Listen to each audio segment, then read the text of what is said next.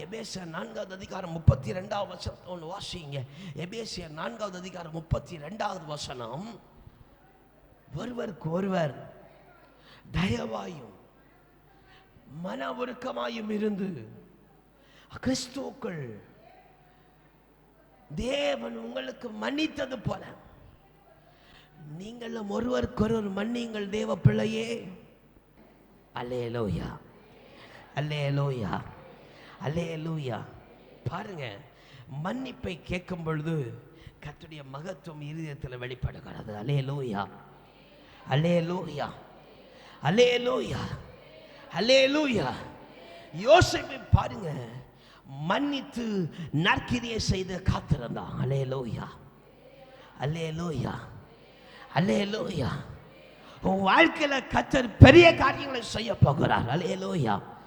கர்த்தர் அறுவடைய நாளை கர்த்தர் வைக்க போகிறார். அல்லேலூயா, அல்லேலூயா. பாஸ்டர், எங்க பாஸ்டர் இந்த மனுஷனால ஒரு சமாதானம் கிடைக்காது. அல்லேலூயா. எப்படி இந்த மனுஷனால ஒரு சமாதானம் கிடைக்காது பாஸ்டர். சோத்திரம். இவங்க என்னது கொஞ்சம் ஒதுங்கி இருந்தா சமாதானம் கிடைக்கன்னு சொல்லுகிறார் தேவ பிள்ளைய. அல்லேலூயா, அல்லேலூயா.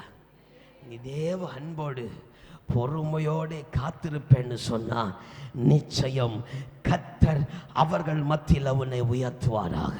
கரங்களை உயர்த்தி ஆமென்னு சொல்லு.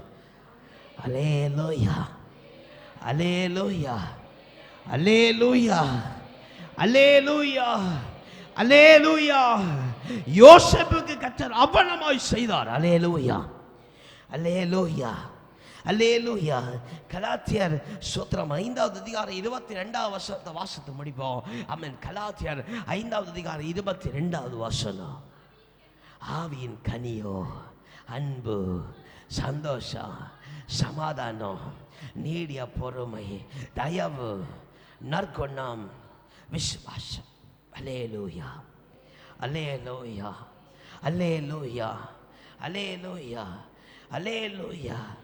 தேவனுடைய மகிமை உங்களை நிரம்புவதாக. அல்லேலூயா, அல்லேலூயா. சமாதானத்திலே யாரா இருந்தாலும் காத்திருப்பீர்கள் என்று சொன்னால் நிச்சயமாக தேவனுடைய ஆமென் கனியினால ஆமென் கர்த்தர் உங்களை நிரம்ப பண்ணுவாராக. அல்லேலூயா, அல்லேலூயா, அல்லேலூயா. உங்களுக்கு வேற வாக்குத்தத்தம் அல்ல, அவன் வேற மகிமை அல்ல.